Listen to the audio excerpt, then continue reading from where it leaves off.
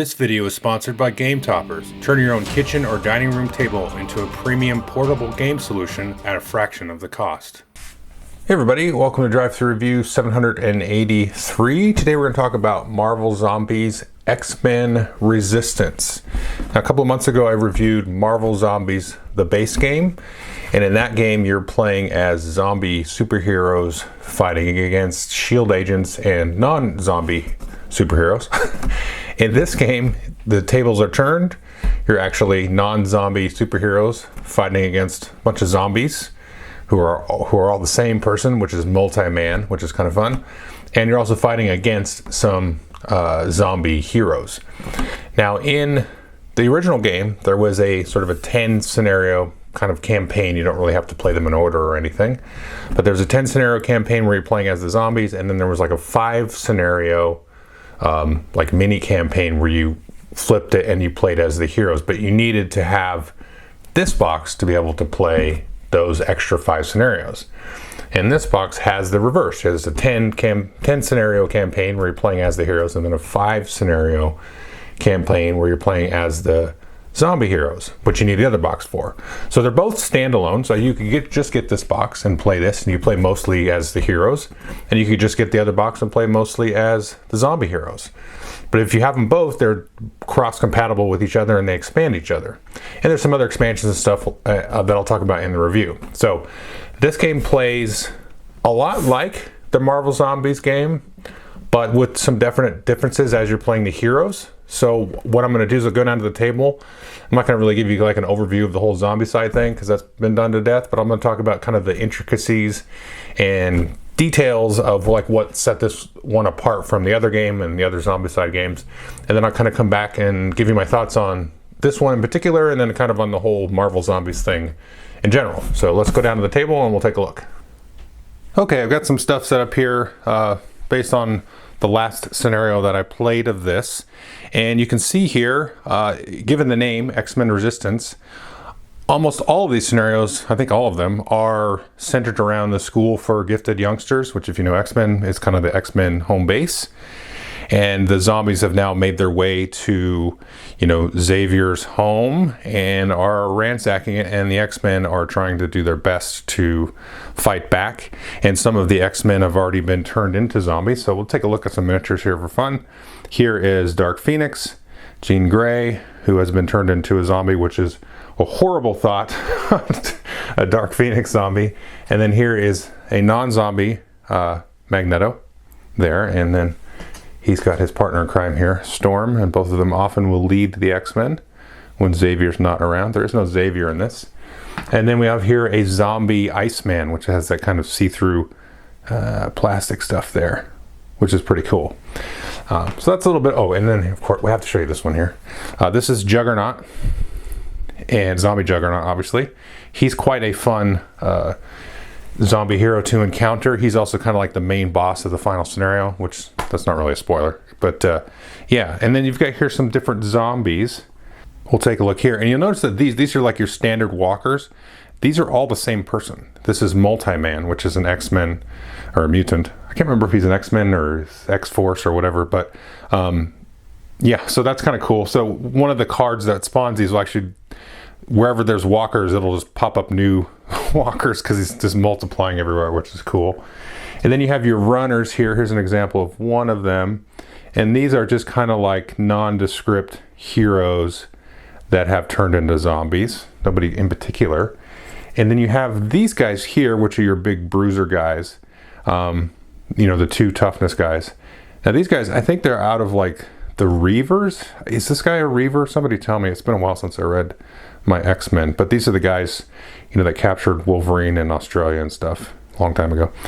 And so those are the kind of the main zombies. Oh, here's another one I really like. I'm just going to show you some cool miniatures here. This is a cool one. This is zombie Cyclops.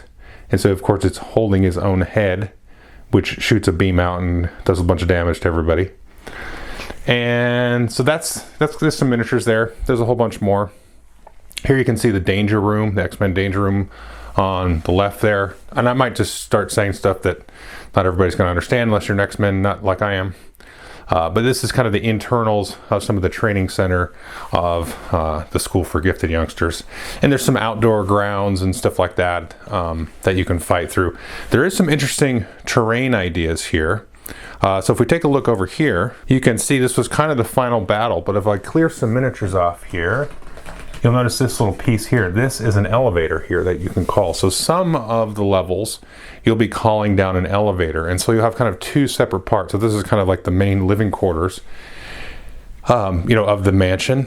And so you will call that elevator down. In this particular scenario, when you get into this room here, and you'll call that down, and then you'll of course draw a card to spawn some zombies in there. So you don't know what's coming down the elevator, which is fun.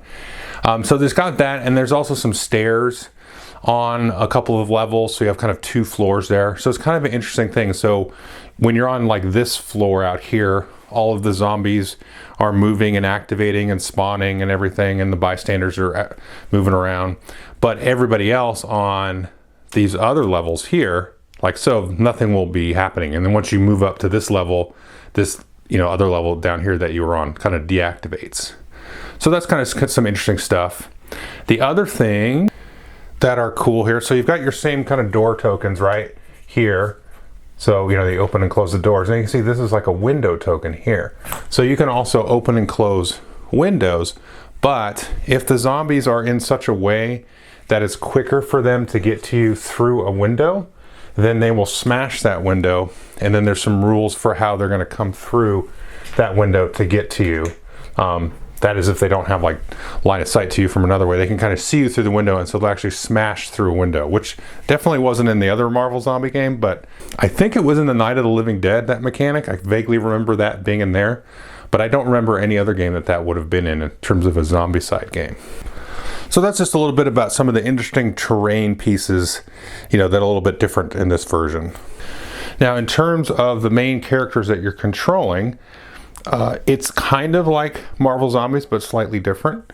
So you've got your hit point tracker here, and you've got your place for bystanders and your heroic traits here. And then you have here power. So your power is going to start off at 0. Every round, you're going to gain 1 power automatically. You can take an action to power up, which you'll increase your power by 2 at that point. And of course, it caps out at 4. Now, there's a few things you can do with this power. If we zoom in just a little tighter there, you can see Rogue's main attack here. She's got these mighty punches, which normally roll 2 dice and hit on a 3. But I can spend 1 power, so maybe I can spend up to 2 if I wanted. So for each of those power that I spent, I can add that many dice to my attack, which is cool.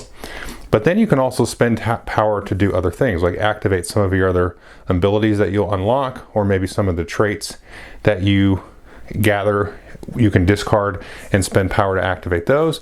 And even like, for example, here we have Shauna as a bystander, which we've rescued, and you can use her ability there.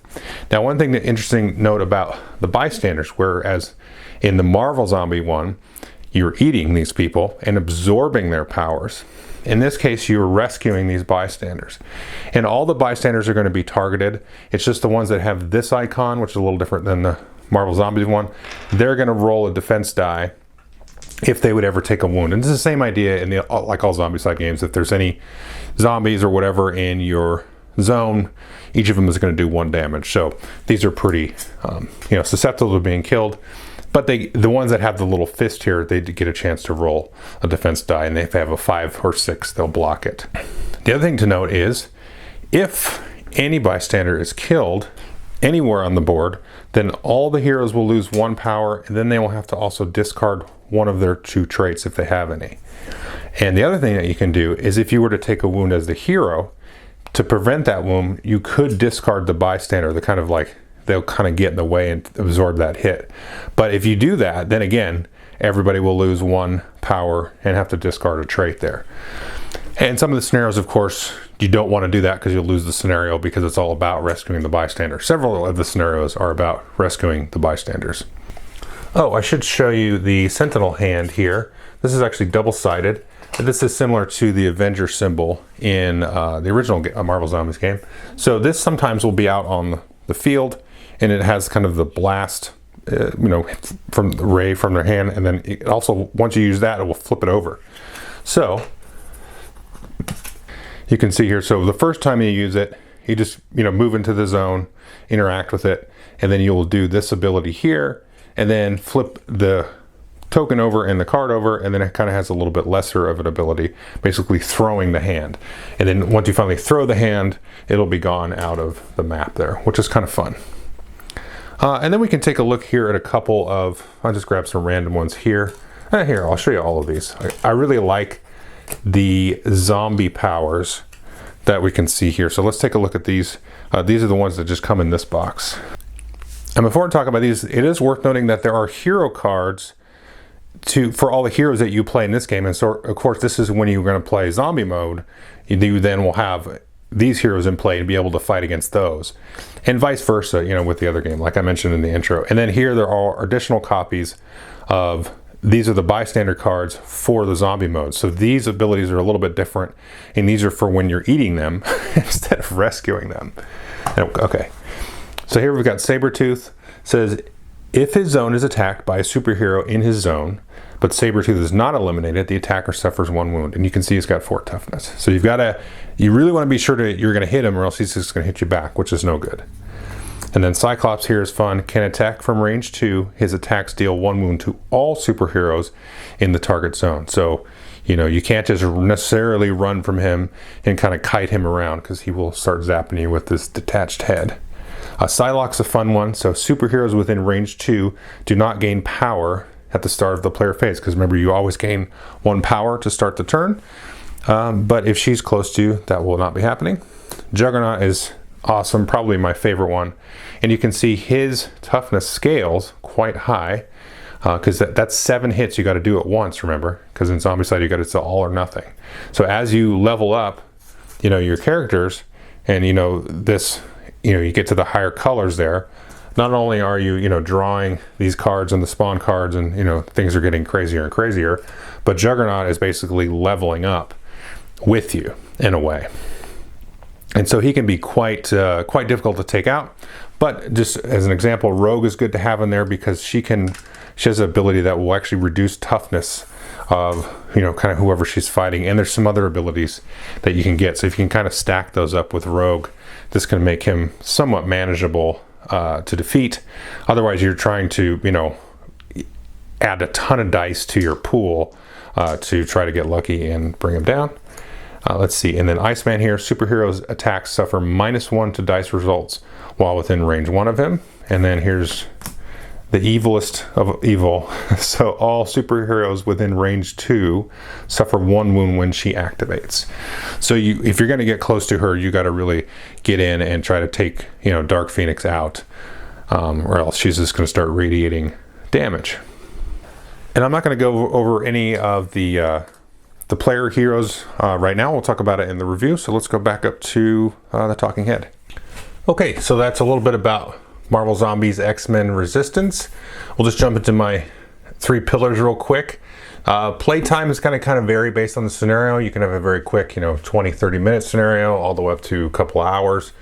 There seems to be a good, balance of difficulty here. The ones that say hard are definitely hard. The ones that say easy are definitely easy. Of course, some of that's going to be dictated by, your dice rolling and kind of how opportune the spawn deck for the zombies is, because sometimes it'll spawn some cards that don't effectively really do anything to hurt you, and sometimes it'll be the worst thing that you could possibly draw.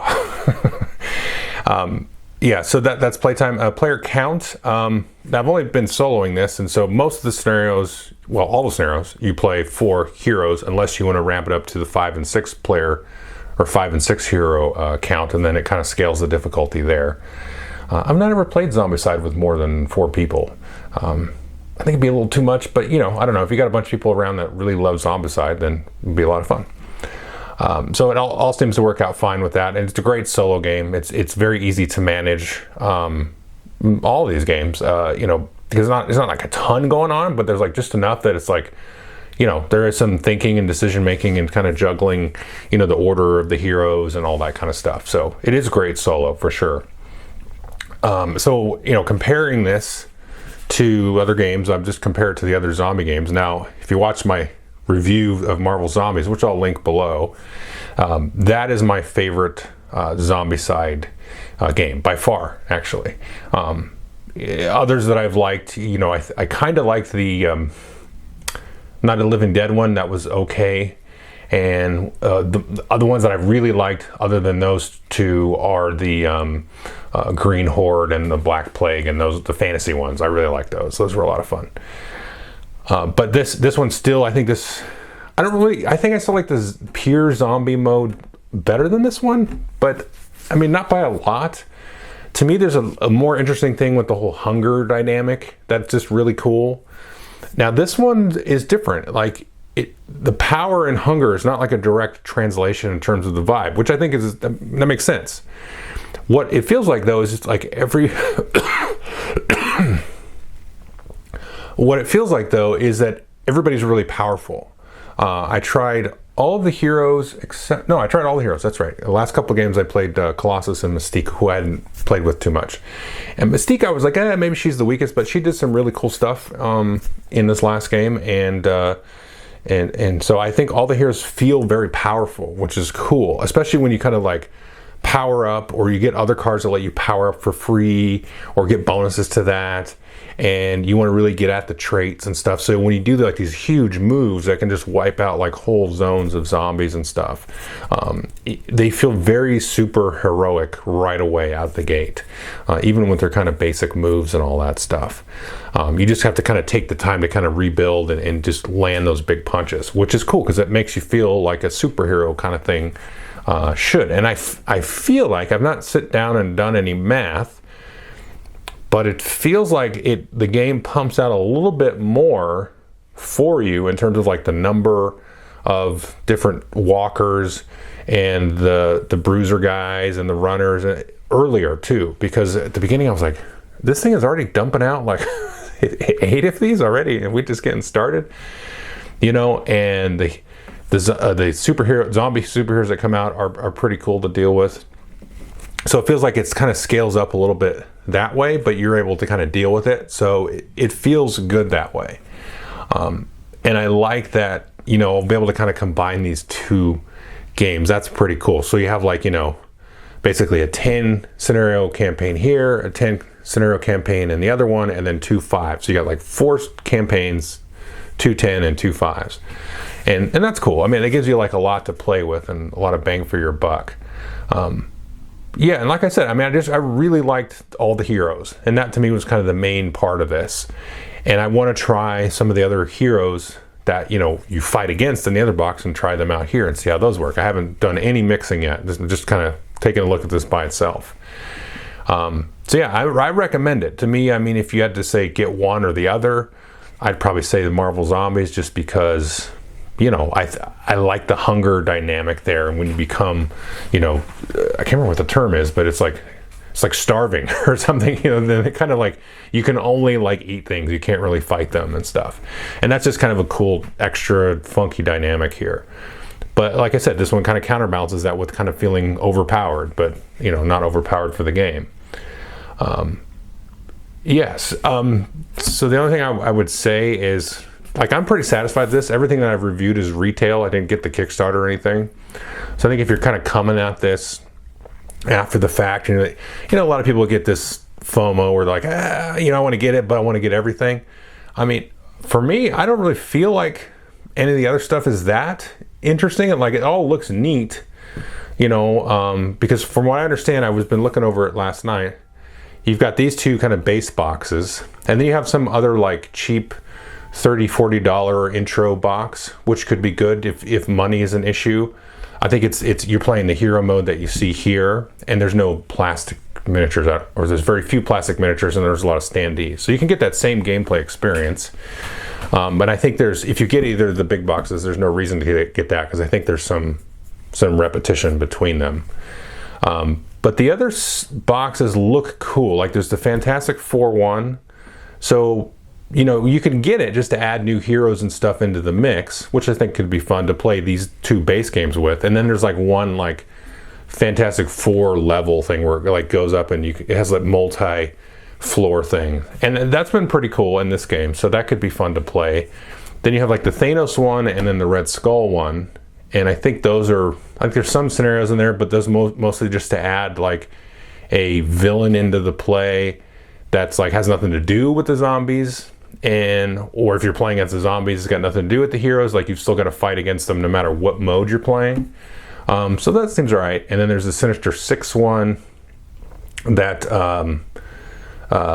is like a team game or something, and that just seems funky to me.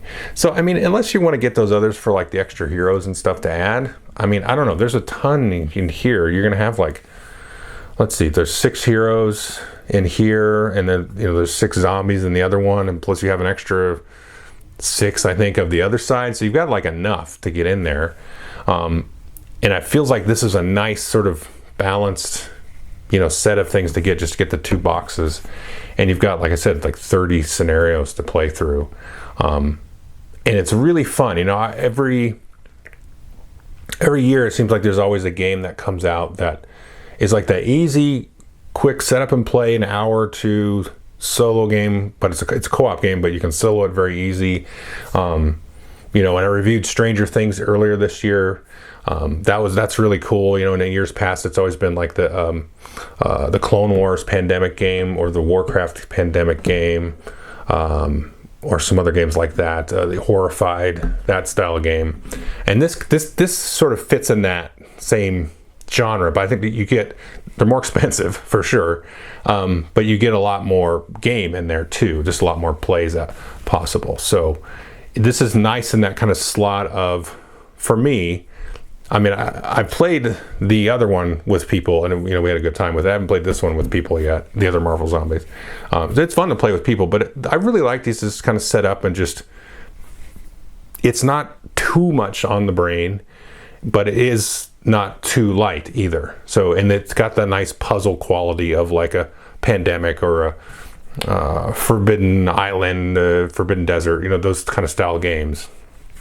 So anyway, I definitely recommend it.